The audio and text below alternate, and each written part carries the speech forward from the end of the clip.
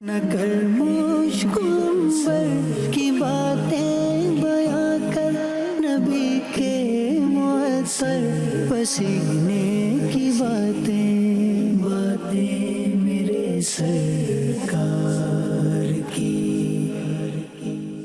الحمدللہ رب العالمین والصلاة والسلام علی سید الانبیاء والمرسلین، اما بعد فاعوذ باللہ من الشیطان الرجیم، بسم اللہ الرحمن الرحیم۔ سرکار دو عالم نور مجسم شاہ بنی آدم رسول محتشم صلی اللہ تعالیٰ علیہ وآلہ وسلم کی ذات والا صفات پر درود پاک پڑھنے کے بے شمار فضائل و برکات ہیں۔ چنانچہ نبی رحمت، شفیع امت، تاجدار ختم نبوت، شمع بزم ہدایت صلی اللہ تعالیٰ علیہ وآلہ وسلم کا فرمان عظمت ہے، تمہارا مجھ پر درود پاک پڑھنا قیامت کے دن پل صراط کے اندھیرے میں تمہارے لیے نور ہوگا۔ تو ہمیں درود پاک کی کثرت کرنی چاہیے۔ ہمارے شیخ طریقت، امیر اہل سنت، حکیم الامت، بانی دعوت اسلامی حضرت علامہ مولانا ابو بلال محمد الیاس ستار قادری رضوی زیادہ گاتم عالیہ نے ہمیں متقی، پرہیزگار، عاشق شہ ابرار، سنتوں کا آئینہ دار بنانے کے لیے بڑا عظیم الشان ہمیں نسخہ عطا فرمایا ہے۔ اس عظیم الشان نسخے کا نام ہے 72 نیک اعمال کا رسالہ۔ یہ ہمارے اسپیشل پرسن کے لیے بھی نیک اعمال ہیں اور عام عاشقان رسول کے بھی نیک اعمال ہیں۔ ان نیک اعمال میں ہمیں درود پاک کثرت سے پڑھنے کی ترغیب بھی ارشاد فرمائی ہیں۔ تو اگر ہم اپنے اعمال کا جائزہ لے لیا کریں روزانہ، تو اللہ نے چاہا تو دیگر فرائض، واجبات، مستحبات کے ساتھ ساتھ درود پاک بھی کثرت سے کرنے والے بن جائیں گے۔ صلو علی الحبیب صلی اللہ تعالی علی محمد۔ الحمدللہ ہم حاضر ہیں مدنی چینل کا پروگرام لے کر، باتیں میرے سرکار صلی اللہ تعالی علیہ وآلہ وسلم کی۔ الحمدللہ اس پروگرام میں ہمارے اسپیشل پرسن خصوصی اسلامی بھائی بھی تشریف فرما ہوتے ہیں اور عمومی اسلامی بھائی بھی تشریف فرما ہوتے ہیں، کیونکہ ہم نے تو آقا صلی اللہ علیہ وسلم کی باتیں کرنی ہیں۔ پیارے آقا علیہ السلام ہمارے حضور ہیں جو پر نور ہیں، شافع یوم النشور ہیں صلی اللہ علیہ وسلم، ان کی باتیں کرنی ہیں۔ تو چاہے کوئی اسپیشل پرسن اسلامی بھائی ہو، چاہے عام اسلامی بھائی ہو، چاہے مرد ہو، چاہے عورت ہو، چاہے بچہ ہو، چاہے بوڑھا ہو، چاہے جوان ہو، کوئی بھی ہو، سب کو ہمارے آقا صلی اللہ علیہ وسلم کی باتیں یقیناً فائدہ بھی پہنچاتی ہیں اور دل کو سرور اور تازگی بھی بخشتی ہیں۔ تو نیت کر لیں، جو عاشقان رسول مدنی چینل کے ذریعے سے پروگرام دیکھ رہے ہیں، اس پروگرام میں آخر تک شامل رہیے تاکہ ہم آقا صلی اللہ علیہ وسلم کی باتیں کریں، حضور کی باتیں کریں، سرور کی باتیں کریں، دل کو پر نور کریں اور عشق حبیب علیہ السلام میں اضافہ بننے کا ایک ذریعہ یہ باتیں بنیں گی۔ اللہ تبارک و تعالی ہمیں اس پروگرام سے خوب برکتیں حاصل کرنے کی توفیق عطا فرمائے، آمین بجاہ النبی الامین صلی اللہ تعالی علیہ وآلہ وسلم۔ آج کا جو عنوان ہم نے رکھا ہے وہ رکھا ہے سخاوت مصطفیٰ صلی اللہ تعالی علیہ وآلہ وسلم۔ تو فیضان بھائی، آج کے اس پروگرام میں ہمارے ساتھ کون کون عاشق رسول شامل ہیں؟ آج ہمارے ساتھ، جیسے ہمارا پروگرام کا نام ہے باتیں ہیں میرے سرکار کی، سبحان اللہ۔ تو ہمارے ساتھ اسپیشل پرسنس ہمارے ساتھ ہیں، کچھ ہمارے ساتھ ڈیف ہیں جو بول اور سن نہیں سکتے، صحیح کچھ ہمارے ساتھ عمومی بھی ہیں۔ جی تو انشاءاللہ سرکار صلی اللہ علیہ وسلم کے حوالے سے جو بھی باتیں ہوں گی، جو بھی خاص گفتگو ہوگی، انشاءاللہ یہ بھی سمجھیں گے اور یہ بھی انشاءاللہ پیارے آقا صلی اللہ علیہ وسلم کی سنتوں پر عمل بھی کریں گے انشاءاللہ۔ اور ایک اور جو آپ نے فرمایا کہ خصوصی اسلامی بھائیوں کے لیے بھی نیک اعمال، جی تو ان کے لیے 27 نیک اعمال کا رسالہ ہے۔ ماشاءاللہ ماشاءاللہ، کیا بات ہے۔ اللہ تبارک و تعالی ہم سب کو برکتوں سے مالا مال فرمائے۔ آئیے بڑھتے ہیں اپنے ٹاپک کی طرف۔ آقا صلی اللہ علیہ وآلہ وسلم کی سخاوت کی باتیں کرتے ہیں۔ سیدنا عبداللہ خوزنی رحمۃ اللہ تعالی علیہ سے روایت ہے کہ مقام حلب یعنی شام میں مؤذن رسول حضرت سیدنا بلال رضی اللہ تعالی عنہ سے میری ملاقات ہوئی اور میں نے ان سے رسول پاک صاحب لولاک سیاہ افلاک صلی اللہ تعالیٰ علیہ وآلہ وسلم کے خرچ کے بارے میں پوچھا۔ آقا علیہ السلام خرچ کیسے کرتے تھے، خرچ کے بارے میں دریافت کیا، پوچھا، تو انہوں نے بتایا رسول پاک صلی اللہ تعالیٰ علیہ وآلہ وسلم کے پاس جو کچھ مال ہوتا اسے خرچ کرنے کی ذمہ داری میری ہوتی تھی، یعنی سیدنا بلال حبشی رضی اللہ تعالیٰ عنہ کی۔ فرماتے ہیں کہ بعثت سے وفات شریف تک یہ سارے کام میرے حوالے تھے، یعنی یہ والا جو کام ہے، خرچہ کرنے والا کام، پیسے خرچ کرنے والا کام سیدنا بلال حبشی رضی اللہ تعالیٰ عنہ کے ذمے تھا۔ سیدنا بلال حبشی رضی اللہ عنہ فرماتے ہیں کہ جب کوئی بے لباس مسلمان آپ صلی اللہ تعالیٰ علیہ وآلہ وسلم کے پاس آتا تو آپ مجھے حکم فرماتے اور میں کسی سے قرض لیتا اور چادر خرید کر اسے اڑاتا اور کھانا بھی کھلاتا۔ ایک دن ایک مشرک میرے پاس آیا اور کہنے لگا، اے بلال، تم میرے سوا کسی اور سے قرض نہ لیا کرو، میرے پاس کثیر مال ہے، میرے پاس کثیر مال ہے، زیادہ میرے پاس پیسے ہیں، مطلب جو ہے نا تم مجھ سے لے لیا کرو۔ تو بلال حبشی رضی اللہ عنہ فرماتے ہیں کہ میں نے ایسا ہی کیا۔ ایک دن میں وضو کر کے آذان دینے کے لیے کھڑا ہوا تو کیا دیکھتا ہوں کہ وہ مشرک، وہ غیر مسلم کئی تاجروں کے ہمراہ میرے پاس آیا اور مجھے بہت برا بھلا کہا اور کہنے لگا، تمہیں کچھ معلوم ہے کہ وعدے میں کتنے دن باقی ہیں؟ میں نے کہا، وقت وعدہ قریب آ گیا ہے، یعنی جیسا میں نے جو ٹائم پیریڈ رکھا تھا کہ یہ قرض میں دے رہا ہوں اور اس میں فلاں وقت تک واپسی کی ترکیب ہوگی، تو جو وقت مقرر کیا تھا، جس کا وعدہ کیا تھا کہ فلاں تاریخ کو واپس کر دیا جائے گا، تو فرماتے ہیں بلال حبشی رضی اللہ تعالیٰ عنہ، میں نے اسے کہا کہ جو وعدے کا وقت ہے وہ قریب آ گیا ہے۔ اس نے کہا، تمہیں پتہ ہے کہ 4 دن باقی رہ گئے ہیں، اگر اس مدت میں تم نے قرض ادا نہ کیا تو میں تمہیں غلام بنا کر بکریاں چرواؤں گا جیسا کہ تم پہلے چرایا کرتے تھے۔ یہ سن کر سیدنا بلال حبشی رضی اللہ عنہ فرماتے ہیں کہ یہ سن کر مجھے فکر دامنگیر ہوئی، یہاں تک کہ میں نے عشاء کی نماز ادا کی۔ جب نماز پڑھ چکا تو رسول اللہ صلی اللہ تعالیٰ علیہ وآلہ وسلم بھی اپنے کاشانہ اقدس میں تشریف لے گئے، تو میں اجازت لے کر نبی پاک صاحب لولاک صلی اللہ تعالیٰ علیہ وآلہ وسلم کی بارگاہ بیکس پناہ میں حاضر ہوا اور یوں عرض گزار ہوا، یا رسول اللہ صلی اللہ تعالیٰ علیہ وآلہ وسلم، میرے ماں باپ آپ صلی اللہ علیہ وسلم پر قربان ہوں۔ وہ مشرک جس سے میں قرض لیتا ہوں وہ میرے پاس آیا تھا اور مجھ سے یوں اس نے مطلب مطالبہ کیا، اس نے مجھے یوں کہا، ایسے کہا۔ تو معاملہ یہ ہے کہ وہ مشرک کا جو میں نے قرضہ ادا کرنا ہے تو وہ آیا ہے اور اس نے مجھے یوں رسوا کیا ہے، اور بات یہ ہے کہ نہ تو میرے پاس کوئی رقم، میرے پاس کوئی مال پیسہ سرمایہ نہیں ہے کہ میں اس کا قرض لوٹا سکوں، اور آپ صلی اللہ علیہ وآلہ وسلم کے پاس بھی فی الحال کوئی ترکیب ایسی نظر نہیں آ رہی۔ تو یہ کہتے ہیں میں نے نبی پاک کی بارگاہ میں عرض کیا ہے، یا رسول اللہ صلی اللہ علیہ وسلم، وہ مجھے دوبارہ رسوا کرے گا، تو آپ مجھے اجازت عطا فرمائیے کہ میں ان لوگوں کے پاس چلا جاؤں جو مسلمان ہو چکے ہیں، یہاں تک کہ اللہ پاک اپنے رسول صلی اللہ علیہ وسلم کو اتنا مال عطا فرمائے کہ جس سے میرا قرض ادا ہو جائے۔ یہ کہہ کر میں وہاں سے نکل گیا۔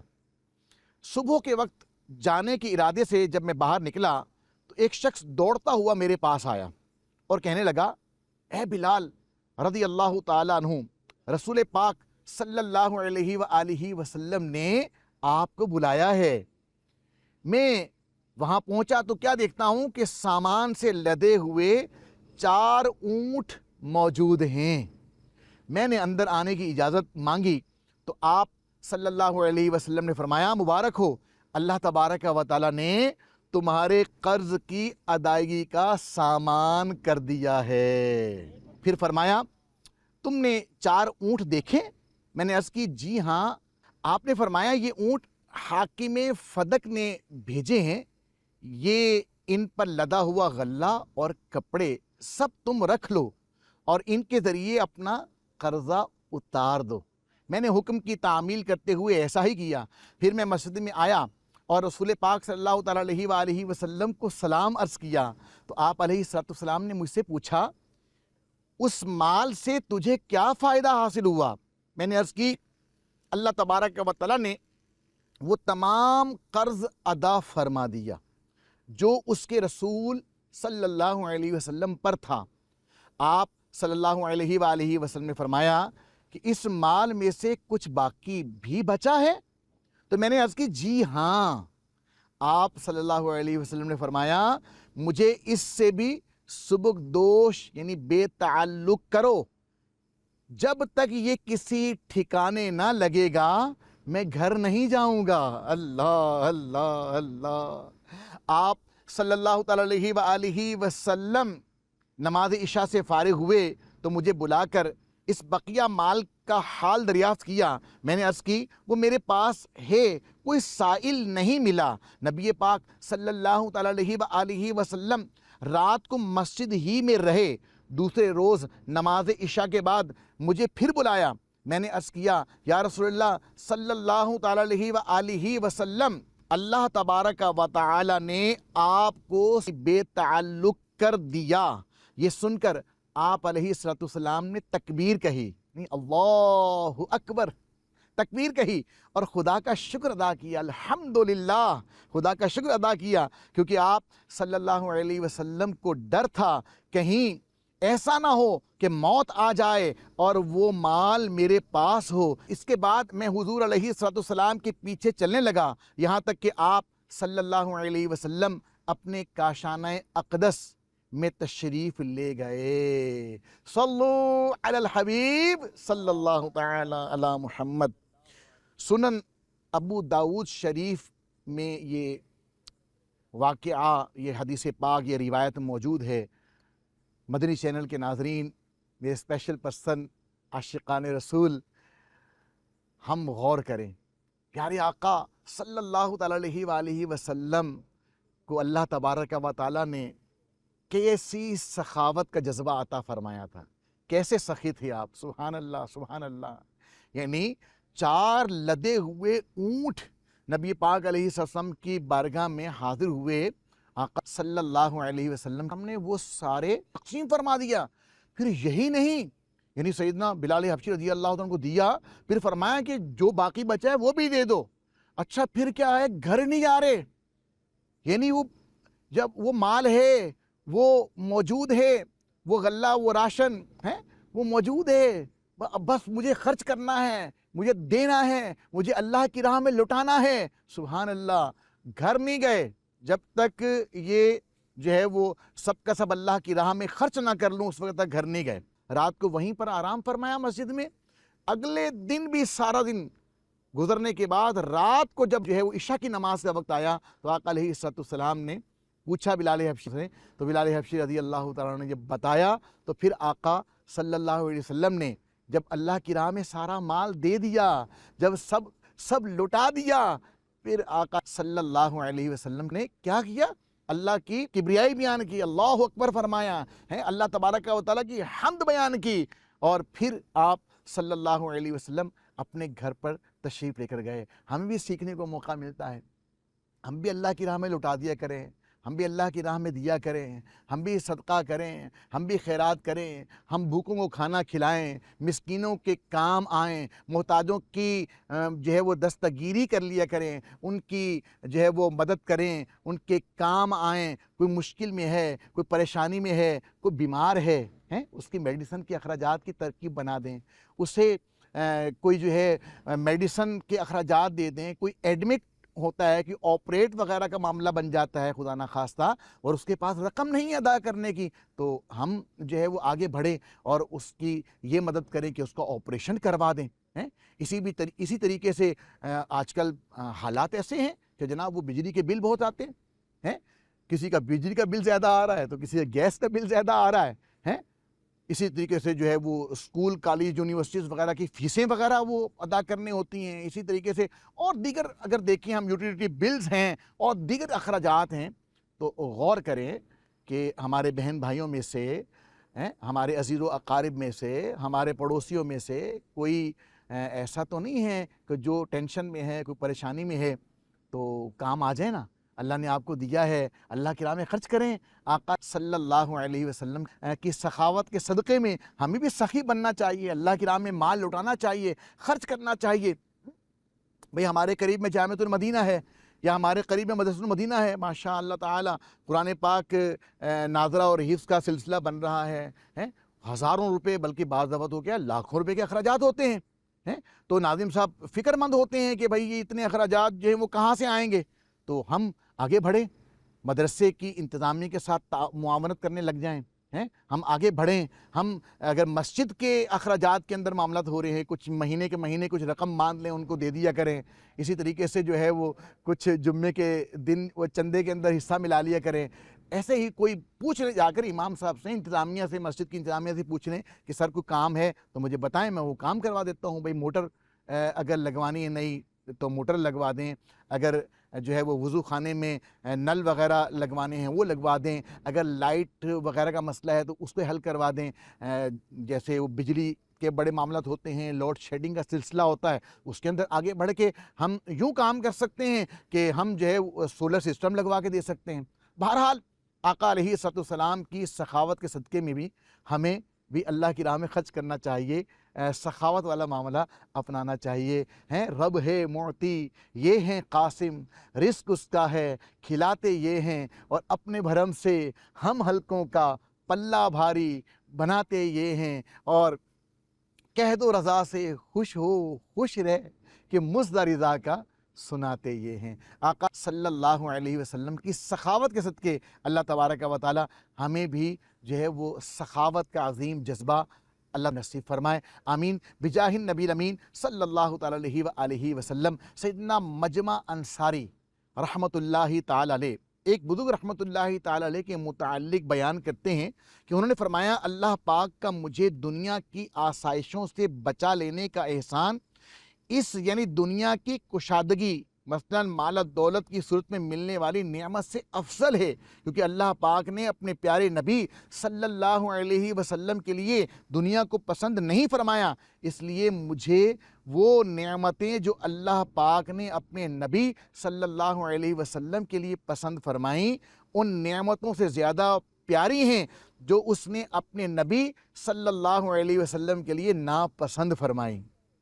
ہمارے آقا جو ہے نا وہ سخی تھے, سخاوت پسند تھی, تو ہم بھی آقا کی سخاوت کو اپنا لیں اور ہم بھی سخی بن جائیں. دیکھیں جتنا دیں گے نا اللہ نے چاہا اتنا بڑھے گا. سخی غریب نہیں ہوتا, سخی کو اللہ مالا مال ہی رکھتا ہے. اللہ تبارک و تعالی سخاوت مصطفیٰ صلی اللہ علیہ وسلم کے صدقے ہمیں بھی سخی بنا دیں. ماشاءاللہ سے آڈینس ہیں ہمارے پاس, تو بڑھتے ہیں, کچھ ان سے سوالات بھی پوچھتے ہیں جو بیان سنا ہے انہوں نے, کچھ اس کے متعلق سخاوت کے متعلق کچھ پوچھنا چاہیں تو پوچھیں. ہمارے خصوصی ہیں ڈیف اسلامی بھائی جی سوال کر رہے ہیں. میں یہ پوچھنا چاہ رہا ہوں, جیسے آپ نے اتنا ماشاءاللہ بیان فرمایا سخاوت کے حوالے سے, دنیا میں سب سے بڑا سخی کون ہے وہ آپ ارشاد فرماتے ہیں. سبحان اللہ سبحان اللہ.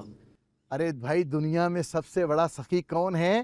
شہنشاہ نبوت قاسمی نعمت صلی اللہ علیہ وسلم کی شان سخاوت بیان کرتے ہوئے سیدنا عبداللہ ابن عباس رضی اللہ تعالی عنہ فرماتے ہیں, رسول اللہ صلی اللہ علیہ وآلہ وسلم لوگوں میں سب سے بڑھ کر سخی ہیں, اور سخاوت کا دریا سب سے زیادہ اس وقت جوش پر ہوتا جب رمضان میں آپ صلی اللہ تعالیٰ علیہ وآلہ وسلم سے جبریل امین علیہ السلام ملاقات کے لیے حاضر ہوتے.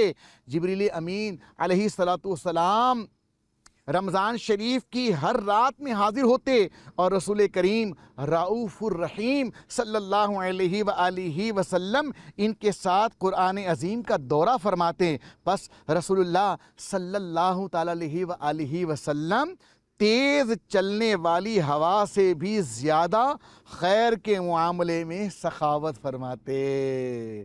تو سب سے زیادہ جو سخی ہے دنیا کے اندر، ٹھیک ہے، یعنی اللہ تبارک و تعالیٰ تو بادشاہوں کا بادشاہ ہے، سب سے بڑا نوازنے والا تو اللہ تبارک و تعالیٰ کی ذات ہے، لیکن اللہ تبارک و تعالیٰ نے مخلوق خدا میں جو سب سے بڑی سخاوت، سب سے بڑی جو سخی بنایا ہے، وہ ہمارے پیارے آقا صلی اللہ علیہ وسلم کو بنایا ہے.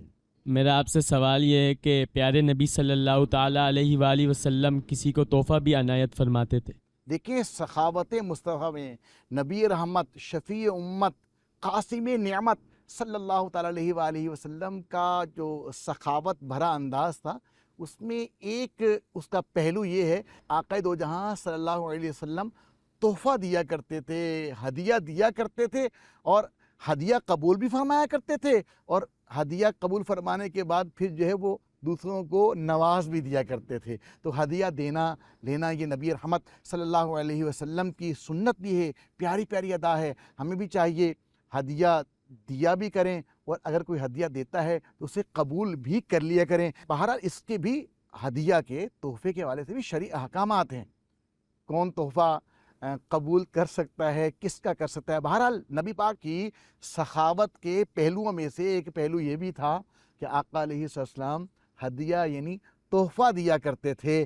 نبی پاک علیہ السلام کی سنت ہے، حضور پاک صلی اللہ علیہ وآلہ وسلم نے ارشاد فرمایا، ایک دوسرے کے ساتھ مصافحہ کرو، اس سے کینہ جاتا رہتا ہے، اور ہدیہ یعنی تحفہ بھیجو، آپس میں محبت ہوگی اور دشمنی جاتی رہے گی. تو اگر چاہتے ہیں بھائی چارے کو فروغ ملے، اگر چاہتے ہیں دشمنیاں ختم ہو جائیں، بغض ختم ہو جائے، کینہ ختم ہو جائے، مصافحہ کو عام کیجئے. اگر چاہتے ہیں محبتیں عام ہو جائیں، عداوتیں مٹ جائیں، نفرتیں ختم ہو جائیں، تو کیا ہے؟ تحفہ دیا کرو، ہدیہ دیا کرو. نبی پاک علیہ السلام نے بڑا پیارا نسخہ ہمیں عطا فرما دیا ہے. مدنی چینل کے ناظرین، ہم نے آج کے پروگرام میں نبی پاک صلی اللہ علیہ وسلم کی سخاوت کے حوالے سے کچھ ڈسکشن کی ہے. یقین کریں ٹاپک تو اتنا پیارا ہے کہ یہ چند سمجھ لیں کہ جو ہمارے لمحات ہیں وہ اس میں تو اس کو کور نہیں کیا جا سکتا. یہ سمجھ لیں ایک چھوٹا سا پہلو ہم نے بیان کیا ہیں. کوشش کریں کہ مدنی چینل کا یہ پروگرام اور جو دیگر مدنی چینل کے پروگرام ہیں یہ علم دین سیکھنے کا ذریعہ ہیں، نبی پاک کے اوصاف کو جاننے کا ذریعہ ہیں.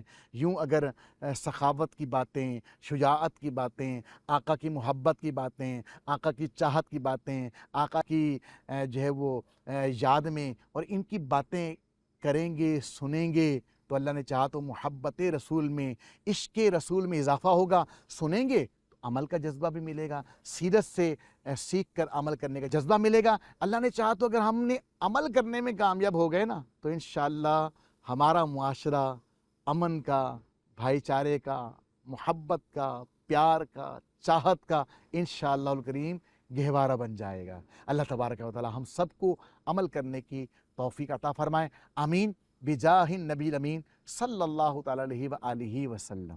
نہ کر مجھ کو پر کی باتیں بیاں کر، نبی کے معطر پسینے کی باتیں میرے سرکار.